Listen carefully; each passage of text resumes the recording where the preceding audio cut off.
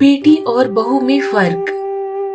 सास जितने प्यार से अपनी बेटी से बात करती है, अगर उतने ही प्यार से अपनी बहू से भी बात करे तो घर स्वर्ग बन सकता है।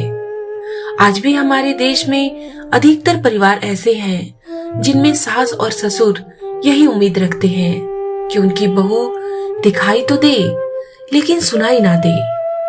बहू सुबह से शाम तक जी हुजूरी करे, हर बात में उनकी हाँ में हाँ मिलाए, हमेशा उनकी आंखों के सामने रहे, लेकिन कभी मुंह ना खोले। यहाँ कभी मुंह ना खोलने का मतलब सिर्फ पलट कर जवाब देने तक सीमित नहीं है, बल्कि सास ससुर की हुकूमत को किसी भी प्रकार की चुनौती ना मिले, सास ससुर का प्रभुत्व बरकरार रहे। कानपुर शहर में ऐसा ही एक परिवार था। परिवार में हीरा लाल जी, उनकी पत्नी दुर्गा देवी, घर का होनहार बेटा राजीव और उनकी बेटी पूजा रहते थे। राजीव ने पढ़ाई पूरी करने के बाद दिल्ली में नौकरी ज्वाइन कर ली। पूजा अभी कॉलेज में ही थी। उसकी पढ़ाई पूरी होने में अभी 1 साल बाकी था। बेटे की नौकरी लगते ही हीरा लाल जी और उनकी पत्नी बहू का सपना देखने लगे थे। उन्होंने राजीव से भी इसकी चर्चा की थी। उसको इससे कोई आपत्ति नहीं थी। हीरा लाल जी और उनकी पत्नी दुर्गा देवी ने अपने सभी संबंधी, रिश्तेदार, जान पहचान वाले और दोस्तों को इसकी जानकारी दे दी थी कि वो लोग राजीव के लिए लड़की ढूंढ रहे हैं। जहां जहां से राजीव के बारे में जानकारी मांगी जाती, हीरा लाल जी राजीव का एक संक्षिप्त विवरण और उसके कुछ फोटो भेज देते। इन सब में 2 से 3 महीने का समय लग गया। अब हीरा लाल जी के पास 5-6 अच्छे प्रस्ताव इकट्ठे हो गए थे। 2 हफ्ते के बाद राजीव भी दिवाली की छुट्टियों में घर आ रहा था। हीरा लाल जी और उनकी पत्नी दोनों ही सोच सोच कर खुश हो रहे थे। अगर सब कुछ ठीक ठाक चला तो सर्दियों में राजीव की शादी कर देंगे।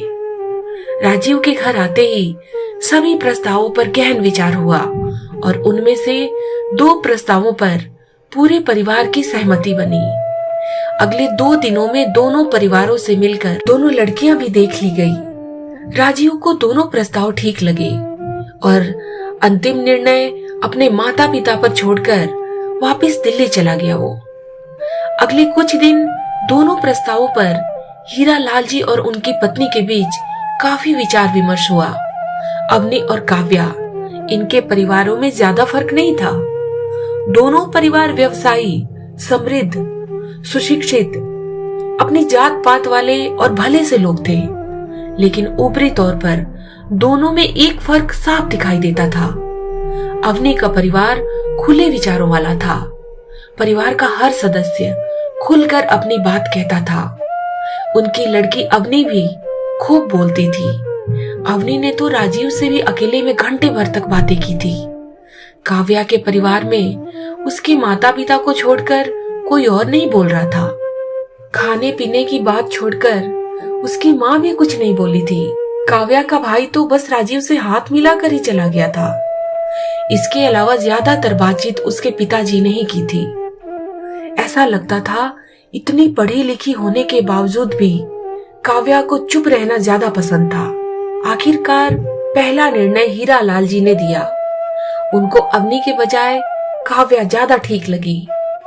दुर्गा देवी ने भी उनकी हाँ में हाँ मिलाई। बहुत पहले से ही दोनों इस बात पर एक मत थे कि बहू ऐसी हो जो दिखाई तो दे लेकिन सुनाई ना दे। दोनों को ही घर में बोलने वाली लड़की नहीं चाहिए थी।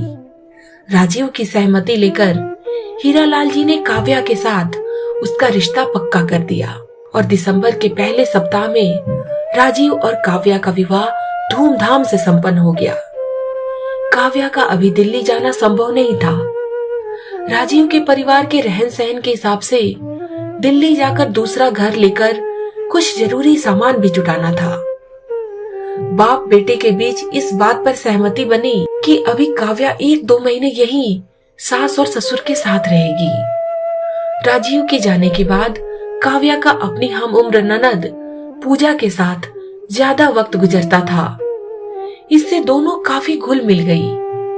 काव्या की तरह पूजा भी एक समझदार और सुलझी हुई लड़की थी। दोनों हर विषय पर खुलकर चर्चा करती थी, लेकिन अपने कमरे के अंदर राजीव के जाते ही दुर्गा देवी ने अपनी सासुगिरी दिखाना शुरू कर दिया था।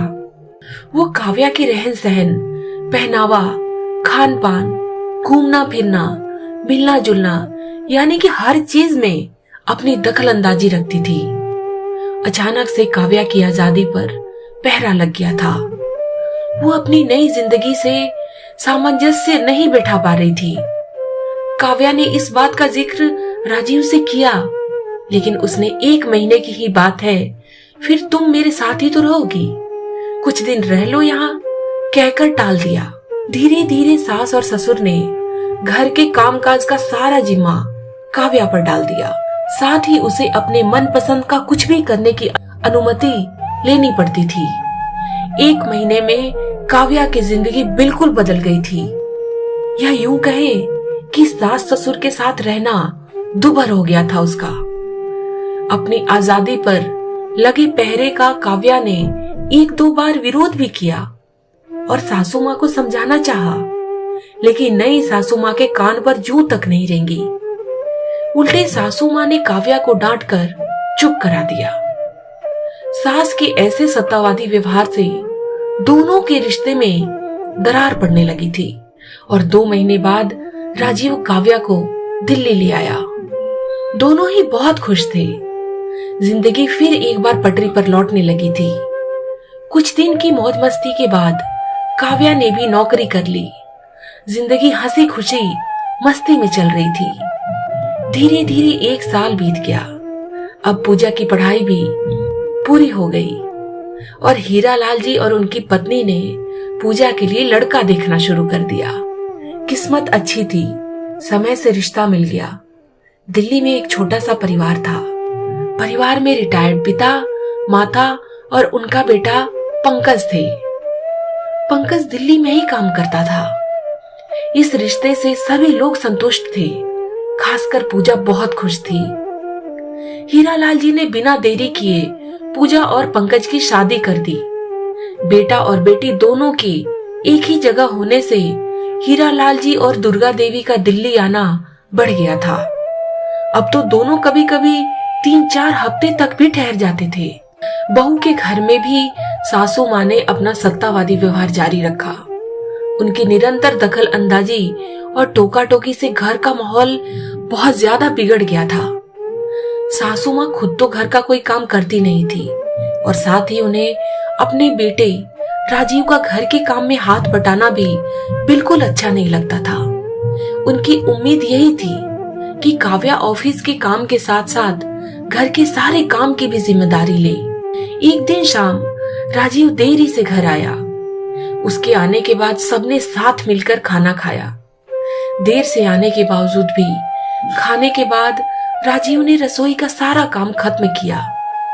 सासू माँ का राजीव का रसोई में काम करना, खासकर खाने के बर्तन साफ करना, बिल्कुल पसंद नहीं आया और उन्होंने मगरमच्छ के आंसू बहाना शुरू कर दिए। राजीव ने माँ को बहुत समझाया कि हम दोनों ही नौकरी करते हैं माँ, और दोनों ही थके हारे घर लौटते हैं। ऐसे में मैं सारा काम अकेली काव्या पर कैसे छोड़ सकता हूँ। लेकिन सासू माँ कुछ भी सोचने समझने को तैयार नहीं थी। उनके एक तरफा सोच ने घर में कोहराम मचा दिया। अगले दिन शनिवार यानी छुट्टी का दिन था। आज पूजा भी अपने माता पिता और भाई भाभी से मिलने आ रही थी। सुबह जैसे ही काव्या सासू जी से मिली, सबसे पहले उसने रात के लिए माफी मांगी और साथ ही उसने सासू जी से बात करने की कोशिश भी की, लेकिन सासू जी कुछ भी सुनने को तैयार नहीं थी। उन्होंने उल्टे बहू को डांट दिया और बोली, अब तुम हमको समझाओगी कि क्या सही है और क्या गलत। हमारे घरों में बहू अपना मुंह बंद रखती हैं। मुझे अकेला छोड़ दो और जाओ, सबके लिए नाश्ता तैयार करो। थोड़ी देर बाद ही पूजा आ पहुंची। मिलने जुलने के बाद सबने नाश्ता किया। उसके बाद काव्या अपना काम समेटने रसोई में चली गई। पूजा अपने माता पिता और राजीव से बातें करने बैठ गई। थोड़ी बहुत इधर उधर की बातों के बाद पूजा ने बताया कि उसकी ऑफिस की 8 से 10 घंटे की नौकरी और रास्ते का ट्रैफिक काफी थका देने वाले होते हैं। इसलिए काम वाले दिन मैं और पंकज शाम का रसोई का काम मिलजुल कर करते हैं। उसके अलावा शनिवार, रविवार या और किसी छुट्टी के दिन रसोई का काम मैं अकेले ही संभालती हूँ। मम्मी जी और पापा जी ठीक है, लेकिन शारीरिक काम ज्यादा नहीं कर पाते।